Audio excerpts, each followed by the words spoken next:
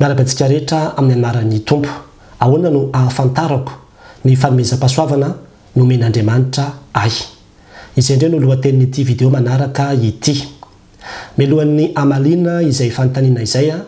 dia te hampafantatra anao aloha ny amin'ny hoe inona moa ny atao hoe talenta dia inona ny atao hoe fanomezam-pahasoavana.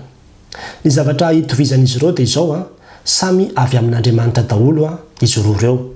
ary mitombo rehefa ampiasaina na talenta na fanomezam-pahasoavana dia nampiasaina ho an'ny hafa. Izay zany ny hafa zany no tena mahazo tombony avy amin'ny fisian'ny talenta sy ny fanomezam-pahasoavana izay. Ny mahasamihafa azy kosa dia izao: ny talenta dia avy amin'ny fiofanana na ny traikefa na hoe héréditaire, zany hoe manaranaka no ahazahoanao azy. Fa ny fanomezam-pahasoavana kosa dia tena hoe ny fanahan'Andriamanitra mihitsy no manome azy ao anatinao. Ny talenta dia ny olona rehetra na kristianina na tsy kristianina mety hanana azy daholo. Fa ny fanomezam-pahasoavana dia tena hoe ny kristianina irery ihany no manana azy satria ilay manana ny fanahan'Andriamanitra ihany no manana azy. Ny talenta dia mety hoe azonao izy rehefa eo am-piterahana, izay ilay hoe héréditaire, génétique mihitsy zany.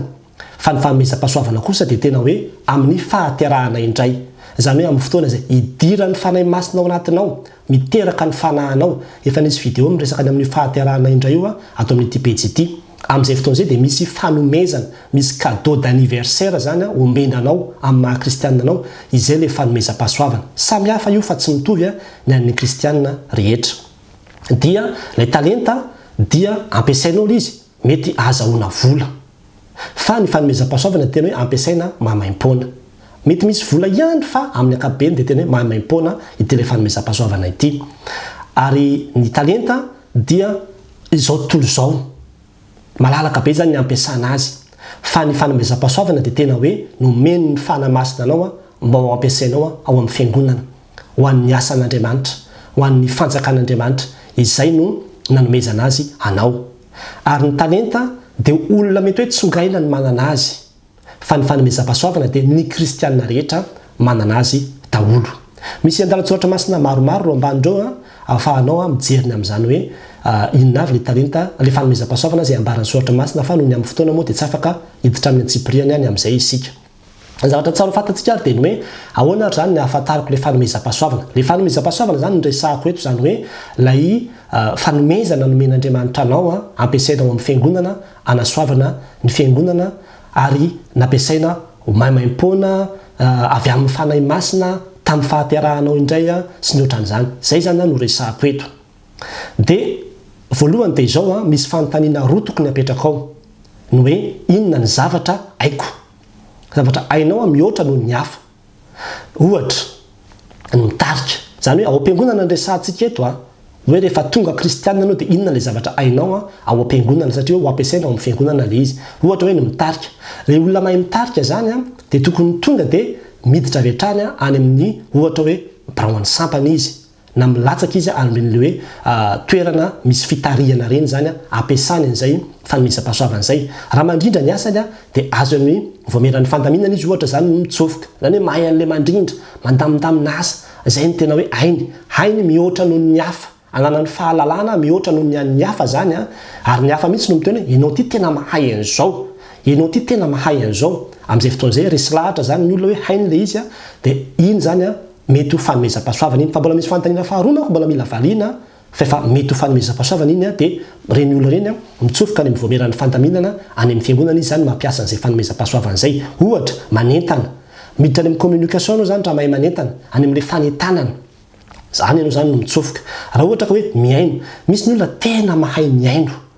ary tena hoe rehefa manana olana ianao dia tena hoe vitany mihitsy ny miaino anao, hainy mihitsy ny miaino mitarika anao ho amin'ilay vahaolana araka ny sitrapon'Andriamanitra. Reny olona reny zany any amin'ny ministera resaka hoe consuline any izy zany no tokony miditra ao amin'ny fiangonana. Dia ohatran'izay koa hoe mivavaka, misy ny olona mahay mivavaka mihoatra noho ny hafa mihitsy. Zany hoe fanomezam-pahasoavana zany amin'izay fotoana izay dia any amin'ny cellule de prière zany no tokony idirana na tokony hanangana cellule de prière izy ao amin'ny fiangonana. Any izy no manamboatra mampiasa izay fanomezam-pahasoavana ananan'izay. Mety misy koa ny olona ny amin'ny hoe ny mandray na ny fanerasera amin'ny olona, izay no mahafinaritra azy, izay no hainy dia amin'izay fotoan'izay dia any amin'ny accueil amin'ny fandraisana olona vaovao sy ny ohatran'izay izy zany no miditra samy hafa io ary misy isan-karazany io dehibe koa arak'ilay tenin'Andriamanitra hoe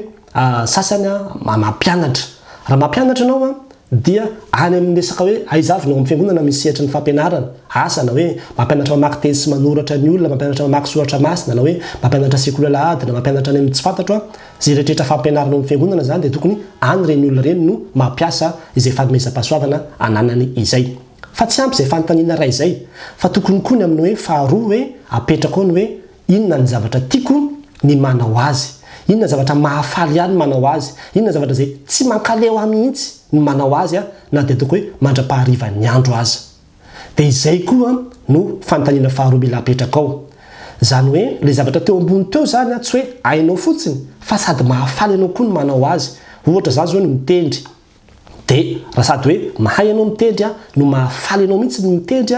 tianao le izy amin'izay fotoan'izay fanomezam-pahasoavana izy dia any amin'ny resaka hoe musicien ianao zany no tokony miditra ohatr'izay koa ny hoe mihira na hoe tsara ny feonao nefany ary ankoatran'izay koa dia tianao koa le mihira tsy makaleo anao mihitsy fa isaka mahita micro anao dia efa eo foana mitazona micro foana amin'izay fotoan'izay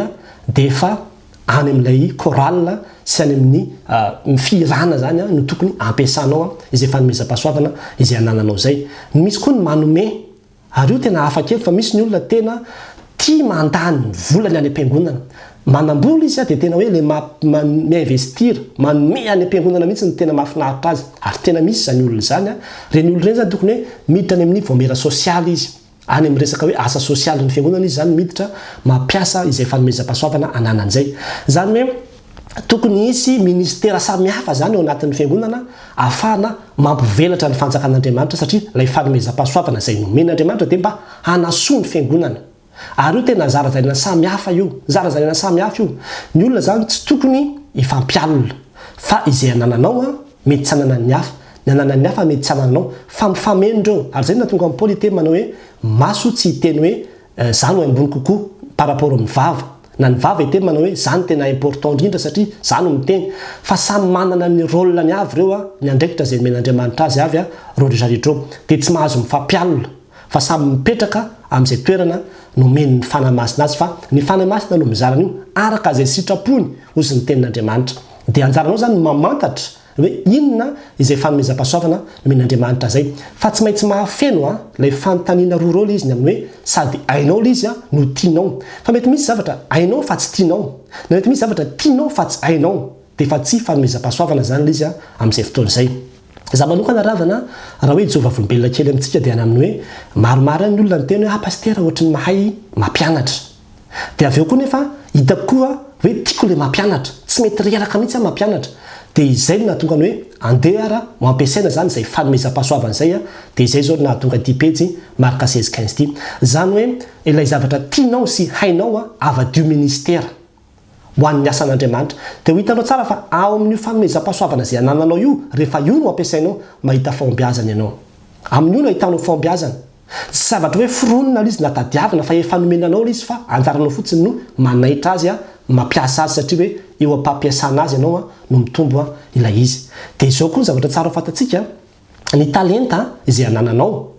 dia mety ho lasa fanomezam-pahasoavana koa le izy rehefa ampiasainao aty amin'ny fiangonana ohatra ny amin'ny hoe nahay nahandro sakafo ianao dia vao le fahaizanao mahandro sakafo iny nentinao taty amin'ny fiangonana le izy nampiasainao asa nampianatra nahandro sakafo ianao tany amin'ny fikambanana samihafa na hoe nikarakara sakafo ny fiangonana dia ianao no mahandro sy ny ohatran'izany lasa fanomezam-pahasoavana le izy anasoavana ny fiangonana dia azonao ampitomboana dia azo atao koa ny mangataka fanomezam-pahasoavana amin'Andriamanitra nafantatra olona ravana izay nijoro vavolombelona ny amin'ny hoe tena naniry izy hoe rehefa lasa kristianina izy naniry mba hitendry satria le mpitendry tao am-piangonana mampifilafila be dia nangataka tamin'Andriamanitra izy hoe tompo raha mba omenao